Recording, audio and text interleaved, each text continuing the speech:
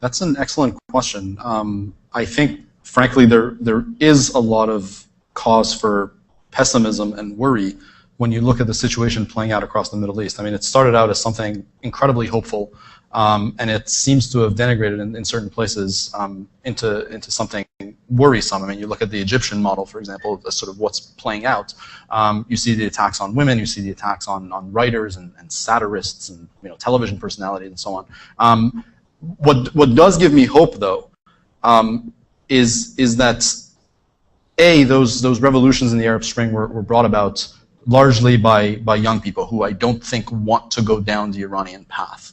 And I think that's also the second part of it that gives me hope, is that the people in those countries have seen the Iranian example. They've seen what happens when civil society stands back and allows the religious leaders to take leadership.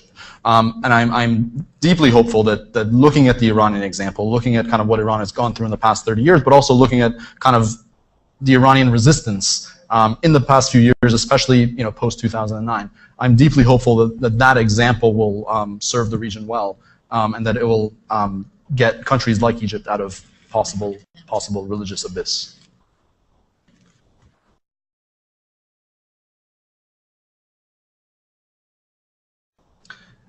You are right in theory, but in practice, I think it's a much more complicated issue, and I think it's the notion of the Iranian government being brought before the International Criminal Court is where kind of politics meets law, and for it to happen, as you mentioned, the Security Council would have to weigh in on that decision. The problem is that on the Security Council, you also find countries like China and Russia, countries that are not going to be looking favorably upon an indictment of Iran's leadership. But I think the threat that those people could always be brought before a court, I think that threat and efforts by legal scholars to actually push to find mechanisms in the international legal arena to bring Iranian leadership to account, I think is useful. Here, I think it's useful for me to point to something, a project that I was involved with, Mr. Akhavan was involved with, and a number of others, that being the Iran Tribunal recently. As I think some people in the room may know, others may not know, this was an effort to create kind of a people's tribunal in the absence of a mechanism to get to the International Criminal Court, in the absence of a mechanism to hold people accountable in domestic courts in Iran. The thinking was, well, we'll create our own mechanism. Obviously, it has no legal standing, but it's a means for us to name and shame. On the previous panel, somebody talked about naming and shaming, and I think it was really a powerful way of bringing testimony forward, hearing about the crimes that the Iranian government committed, and also naming and shaming particular individuals for things that they'd done. Going back to your point, I don't see the ICC as a viable option, but I think there are other mechanisms that we can get to creatively.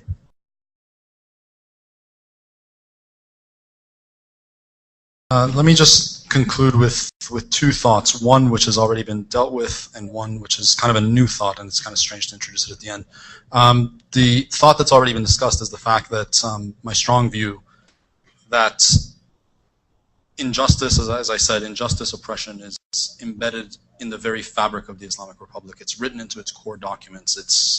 It's a regime that was founded in blood of political activists and women and religious minorities. There's no getting away from that. So it's time for us to let go of the illusion that we can somehow read these documents in a better light. Let us let go of that illusion and actually focus on fundamentally rethinking the structure for the country going forward. The new thought that I want to introduce, and I'm sorry that we didn't get a chance to talk about this on the panel, is the notion that there has to be some reckoning with the legacy of gross human rights violations in Iran. The human rights violations in Iran didn't start out in 2009. It shouldn't be that shouldn't be news to any of you.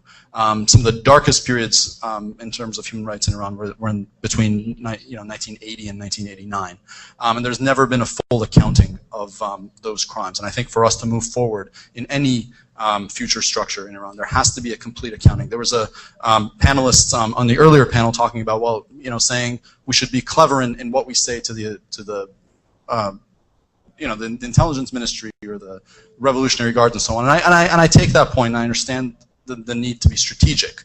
But it's not, you can't just simply say, we forgive everybody and we move on. Forgiveness has a component of acknowledgement of the wrongs that have been committed. And until that acknowledgement is made, that the rights have been violated, that people's lives have been destroyed as they were brutally throughout the 1980s and onwards, I don't think there can ever be any full reconciliation. For reconciliation, there has to be acknowledgement, apologies, and then we can move on.